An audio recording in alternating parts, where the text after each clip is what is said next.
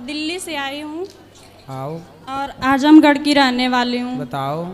तो हमारा पापा दूसरी शादी कर रखा है और उसके बाद गुरुजी वो मेरे को मारती पीटती हमेशा कि तुम घर से चली जा, तू इतनी बड़ी हो गई है, तो हमारे बच्चे हैं तो हमारा ज़मीन लिया जाएगा कि घर बनवाया जाएगा कि तेरी शादी में सारा पैसा ख़त्म हो जाएगा। कौन आपकी माँ बोलती है? सौतेली माँ? सौतेली है। कब हुई शादी पिताजी की? पिताजी की 2017 में शायद हुई है। 17। और आपकी उम्र कितनी है अभी? 23 साल। 23 साल। हाँ। भाई आई हैं आपके? नहीं, कोई नहीं है। तो आपकी माँ कहाँ गई? माँ, मेरे माँ को छोड़ दिया उसने। पिता ने? हाँ। तो आपकी माँ है कहाँ? दूसरी शादी, हमारे मामा मामी दूसरी शादी कर दिए उन। माँ की भी दूसरी शादी हो गई? हाँ। पिता की भी दूसरी शादी हो गई? जी। अब आप पिता के साथ रहती हैं? नहीं, माँ के दूसरी माँ के साथ रहती थी तो वो सोचती थी इसी बहाने भाग जाए, हम इसीलिए मारती पीटती थी कि चली जाए, मेरे जीवन में फिर न आए। फिर आप कहाँ चली गई? तो मैं सीधे आपके पास आई कि बाबा गुरुजी मैं आपके चरण में रहना चाहती हूँ। तो आप भी विवाह कर लो ना जल्दी बेटा, 23 साल की हो गई हो आप। गुरुजी मैं अकेले कहाँ जाऊँगी विवाह? आपको कोई लड़का पसंद है? पसंद हो आप ढूंढ लेना, फिर आपका भाई बन के हम आपकी शादी अच्छे से करा देंगे यहाँ। ठीक है, आप अपने लिए कोई बढ़िया लड़का ढूंढ लो। गुरुजी मैं कहाँ ढूंढूंगी लड़का? अब फिर लड़का कहाँ से लाया जाए? चलो आप ढूंढ लेना, जब भी मिल जाए, आज नहीं कल, कल नहीं परसों, अगले साल 2 साल, जब भी मिल जाए। गुरुजी ये बस की बात तो नहीं है कि मैं लड़का ढूंढ को आपको बता दूं। तो आपकी नानी वानी नहीं है? नानी नाना? नहीं, कोई नहीं। मामा? उन लोगों से मतलब नहीं है किसी से।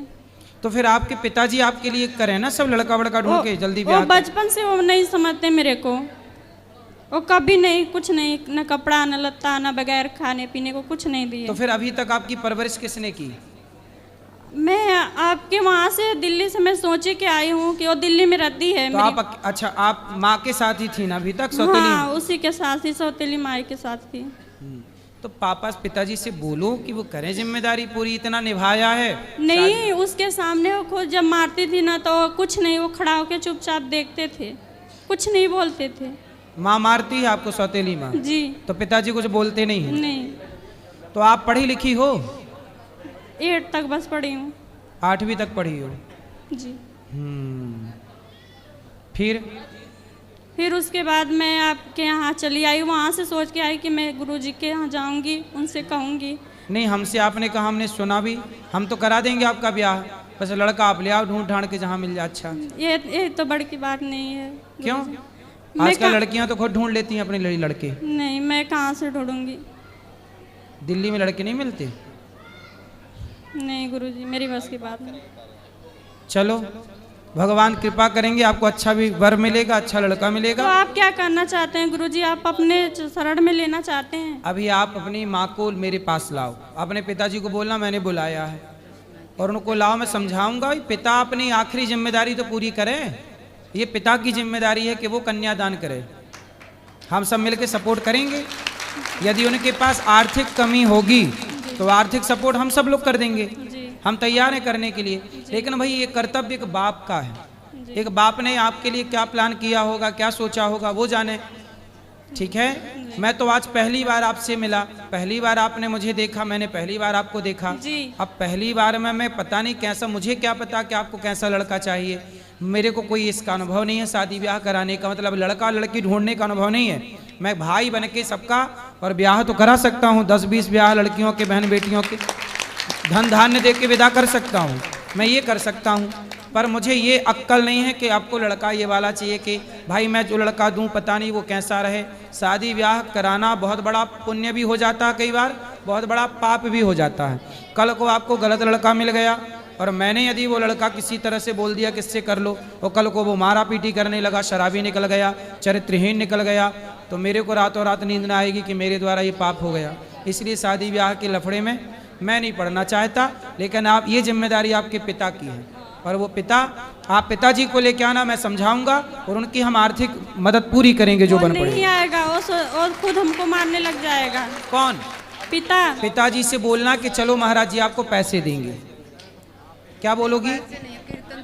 क्या बोलोगी? जी क्या बोलोगी अपने पिता से? बोलना वो पिताजी यहाँ पे नहीं, वो बंगलौर रहते हैं। कहीं भी रहते हो उनको बोलना चलो महाराज जी आपको पैसे देंगे, उनको यहाँ ले आना, फिर आपके विवाह का पैसा उनको देंगे और यहीं विवाह कराएंगे उनका। धन्यवाद। आपका धन्यवाद। ठीक है, तो आपको बोलना है कि हमारा विवाह महाराज जी अपने खर्चे से कराएंगे, आप लड़का हमारे लिए ढूंढ दो। बोले आपको 1 रुपया खर्च करने की जरूरत नहीं, जितना भी खर्चा होगा आपके ब्याह में आपका ये भाई कराएगा। जी धन्यवाद। खुश रहिए। एक महाराज जी, हमें ना एक महिला को जानते हैं जिनके जो पति है वो धंधा करते हैं। जब उनका धंधा ठीक चलता है तब तो वो ठीक कर रहे होते हैं, लेकिन जब धंधा खराब होता है तो शराब पीकर लड़ाइयाँ करते हैं, और जैसे जो महिला है उन्हें ऐसे मारते हैं, डराते हैं, उनके बच्चों को मारते हैं जब धंधा ठीक नहीं चलता। तो वो धंधे वाले को ले आना, उसको ठीक करेंगे। नहीं, जैसे कोई उपाय भैया बताएं। जब व्यापार नहीं चलता तब वो लड़ाई झगड़ा करते हैं। हाँ, तब मतलब ऐसे इनका दिमाग गर्म हो जाता है, गुस्सा करने लग जाते हैं तब। और बहुत व्यापार वैसे कैसा चलता है? वैसे मतलब ठीक है, ऐसे हंसते बोलते, शराब तो तब भी पीते हैं लेकिन तब ऐसे लिमिट का सब चीज़ करते हैं, लेकिन जब धंधा बिगड़ जाता है तो बिल्कुल ही बावले से हो जाते हैं वो। और ये धंधा कब बिगड़ता है? मतलब कितना इसका साल में 6 महीने, 3 महीने, 2 महीने कैसा रहता है? ऐसे जैसे धंधा वैसे तो साल भर ऐसे, जैसे अभी तक तो ठीक चल रहा था, अब 1-1.5 महीने से धंधा थोड़ा बिगड़ गया। आपके घर में भी नैऋत्य यानी दक्षिण पश्चिम में शौचालय होने के कारण ही दोष है। दक्षिण पश्चिम समझे? जहां से सूरज उगता है उसके अपोजिट सामने दक्षिण पश्चिम होगा, वहां पर शौचालय होने के कारण ऐसा है। और गुस्सा भी आता है। हाँ, गुस्सा भी आता है, मारते हैं बच्चों और महिला को। तो वहीं कहीं आसपास रसोई भी है, उसी दिशा में। कहां पर है, आपको आइडिया है कोई अपने दिशाओं का? सूरज, हाँ जी। राधे राधे गुरु जी। राधे राधे। उनकी रसोई और टॉयलेट पास है बिल्कुल। यही मैंने कहा ना कि उसी दिशा में रसोई और उसी दिशा में शौचालय होगा। तो ये कौन सी दिशा में है, कुछ आइडिया लग रहा है आपको? ये नहीं पता नहीं। क्यों मैया आप लोग सूर्य भगवान को जलवन नहीं चढ़ाती हो? सूर्य भगवान को जल नहीं चढ़ाती हो? करती है, बहुत पूजा पाठ करती है। सूर्य भगवान किस दिशा से निकलते हैं? सामने से। सामने कौन सी दिशा है? पूरब की। पूरब। तो आपकी पूरब की तरफ के पश्चिम की तरफ आपकी रसोई कहाँ है? आगे जगह पूरब के इस साइड है थोड़ा। पूरब के साइड गेट है उसका। हाँ। गेट के पास थोड़ी जगह छोड़ के फिर रसोई है। हाँ, जब आप अपने घर को देखोगे ना, तो जहां से सूरज उगता है उसके सामने वाली दिशा रसोई और शौचालय पास में होगा, और वहां पर नृत्य में रसोई होने से एक व्यक्ति झगड़ा भी करता है और गुस्सा ज्यादा होता है। और कब होता होगा? जब आपने कोई प्यार से बात कही तब ज्यादा गुस्सा आ गया, मतलब बैठ के बात में बात करने लगे तो जबरदस्ती का गुस्सा आ गया। इसका उपाय है, चूल्हा जो है उसके नीचे पीले रंग का लेप कर दो। पीले रंग का लेप कर दो। क्या लगाए उसके नीचे? पीला रंग कर दो चूल्हे के नीचे, और एक तस्वीर लगा दो अपनी, अपने परिवार की, और सभी समस्त जितने भी पारिवारिक सदस्य हैं सबकी, हो जाएगा।